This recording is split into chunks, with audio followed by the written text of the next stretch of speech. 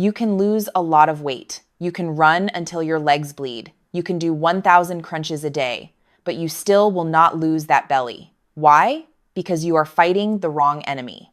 Most people think belly fat is just fat. It is just stored energy, right? Wrong. What if I told you that belly fat is packed around your stomach, liver, and pancreas? And this is the fat that drives so many chronic diseases that are slowly killing us today. Visceral fat causes diabetes, fatty liver disease, and heart disease, and even cancer. But the good news is that even though visceral fat is very dangerous, it is also the easiest fat to lose when you know how to target it, when you know the biological combination code to unlock it. So in this video, I want to show you that code, the fastest way to specifically target visceral fat, and how to burn it quickly. I will break down a specific Japanese protocol involving a certain pigment in vegetables, a specific compound in tea, and a 75% movement rule that has been proven to cut visceral fat by 48% in just 2 months. So put the weights down, stop doing crunches, and just listen to me. Let us reverse your metabolism in the next few minutes. To understand how to get rid of this, you have to understand what it is. Visceral fat is not like the fat on your arms. The fat on your arms sits under the skin. It is passive storage. It just sits there like a savings account. Visceral fat is biologically active. It behaves more like a gland than fat. It pumps out inflammatory chemicals.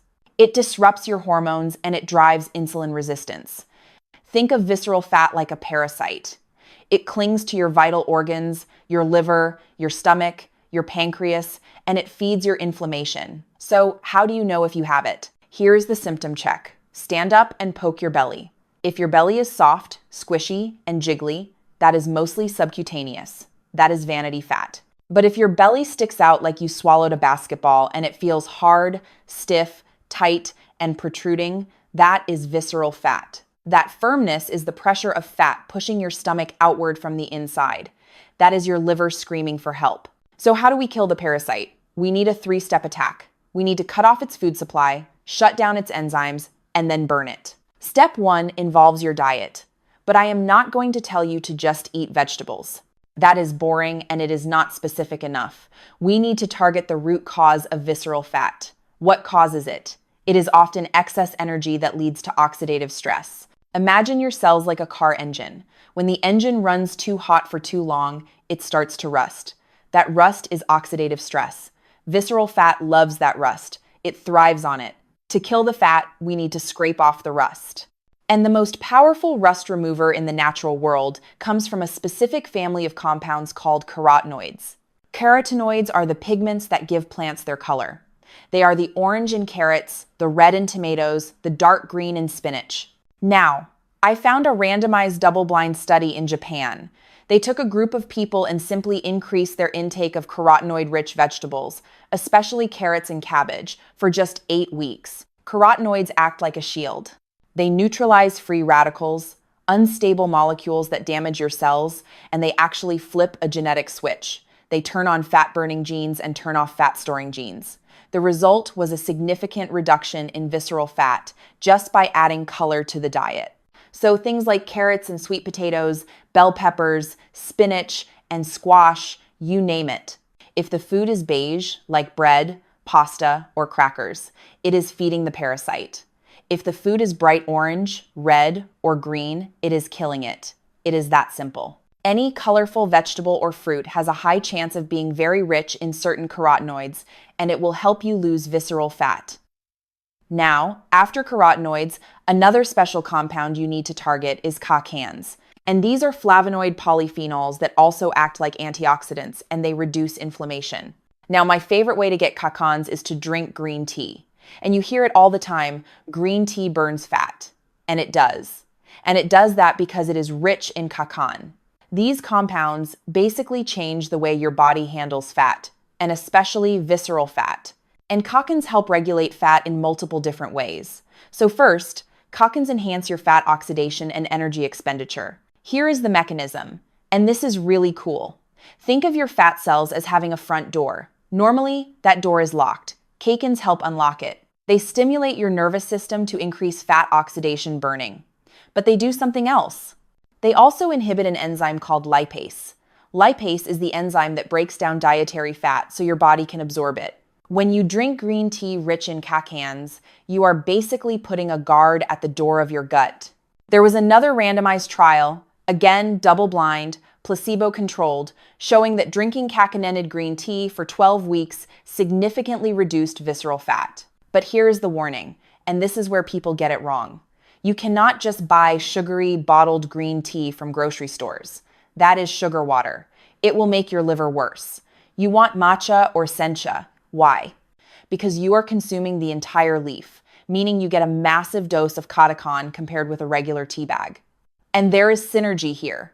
The caffeine in tea works with the catechins to accelerate the effect. It is a 1-2 punch. Caffeine speeds up the engine. The catechin unlocks the gas tank. Now we come to the most important part, movement. Diet is great for overall weight loss. If you stop eating, you will lose weight. But studies show that while diet shrinks your entire body, exercise is the laser-guided missile for visceral fat. But what type of exercise do you need to run a marathon? No. In fact, that could raise your cortisol and make it worse. Do you need to be a weightlifter? Not necessarily. I want to tell you about a study that blew my mind. It was a meta-analysis involving 117 different studies. And then there was a specific older study that looked at a very precise protocol. In this study, participants cycled for 45 minutes only twice a week. That is it, 2 sessions. But, and here is the big but, they did it at a specific intensity. They went at 75% of their V2 peak. And there was an older but very interesting study showing how powerful a small dose of exercise can be. So in this study, just 2 45-minute cycling sessions per week at 75% V2 peak for 2 months reduced visceral fat by 48%. So almost half in just 2 months. And not only that, this group also improved insulin sensitivity by 41% and reduced subcutaneous fat by 18%. And this was not a stressful workout that they had to do twice a week. What they did in the study was they measured intensity as V2 peak as opposed to V2 max. So it is hard to say exactly what 75% looks like for that average participant. But because the study participants were probably not professional athletes, I assume their V2 peak was lower than their V2 max range or their zone 3, or around 70 to 80% of maximum heart rate. So this workout would really place them at a low to moderate intensity. It is an intensity where you can still hold a conversation and speak in full sentences, but you just sound slightly strained. And another interesting trend we saw from those studies is that total body weight stayed the same. Now, I have to warn you about a trap that most people fall into. When people want to lose belly fat, their instinct is to starve themselves. They cut calories down to 500 calories a day. They do OMAD, 1 meal a day, the wrong way. They fast for days without preparation. Here is the problem. The data shows calorie restriction hits a wall. There is a limit to how much dieting helps before your metabolism slows down to protect you. Your body thinks it is starving, so it holds on to fat. Exercise is different. A recent study in the British Journal of Sports Medicine showed exercise has a dose-dependent response on visceral fat. What does that mean? It means the more you do, the more you lose. So they saw remarkable changes in visceral fat loss and improved insulin sensitivity, even though there was no measurable change on the scale. And this is an important point I want to tell you. Do not get discouraged if you are doing all the right things when it comes to nutrition and movement and exercising properly, but the weight is not going down. If you exercise a little, you will lose a little. If you exercise a lot, you will lose a lot. It is not as unstable as dieting. So the strategy is not to starve yourself. You want to eat enough nutrient-dense foods, carotenoids, protein, to fuel the body, and then use movement to create a deficit. So put all of this together into a blueprint you can actually use starting tomorrow. Step 1, the scavenger hunt. Look at your plate. If it is brown, put it down. Add 1 serving of deeply colored vegetables to every meal. Carrots, spinach, peppers, this is your shield. Step 2, the liquid key. Swap your second coffee for matcha green tea. Do not add sugar, maybe a little lemon juice to help absorption, but keep it clean. You are inhibiting that lipase enzyme. Step 3. Now, What type of exercise is best to help you lose visceral fat and help you do it fast? A recent systematic review and meta-analysis looking at 84 randomized controlled trials found that vigorous intensity, aerobic exercise, and high-intensity interval training, or HIIT, are the most effective exercise modalities for visceral fat loss. And that does not mean forget resistance training. In fact, resistance training is mandatory to maintain your muscle mass, and it is important for your overall health and metabolism. But if you want to lose visceral fat quickly, like over the next few months, it is probably better to increase your cardio. Now, if we are choosing between HIIT and aerobic exercise, there is really not a big difference in effectiveness. Studies that looked at head-to-head comparisons show both modalities are very similar and there is no difference, although HIIT may be more effective than aerobic exercise. The best exercise is the one you will actually stick with, because consistency always beats a perfect plan. And the ideal protocol, at least based on the available studies, would probably be a workout you can do at least 2 to 3 times per week, each session at least 45 minutes. Whether you cycle, run, row, or just walk up a steep hill, it does not matter. Just use the talk test. If you are not slightly out of breath, you are not burning belly fat. And in the end, consistency beats intensity. The best workout is not the textbook workout that burns the most calories. Visceral fat loss. And resistance training is still beneficial, but it is not as effective when looking specifically at visceral fat loss. And that does not mean forget resistance training. In fact, resistance training is mandatory to maintain your muscle mass, and it is important for your overall health and metabolism. But if you want to lose visceral fat quickly, like over the next few months, it is probably better to increase your cardio.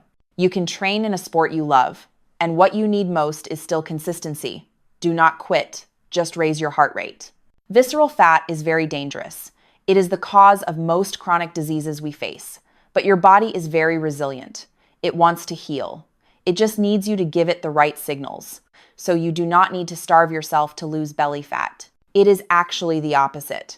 Get enough calories while keeping yourself in a small calorie deficit, but you can gradually increase activity and exercise if you want to lose visceral fat faster. If you found this useful, please hit the like button and subscribe.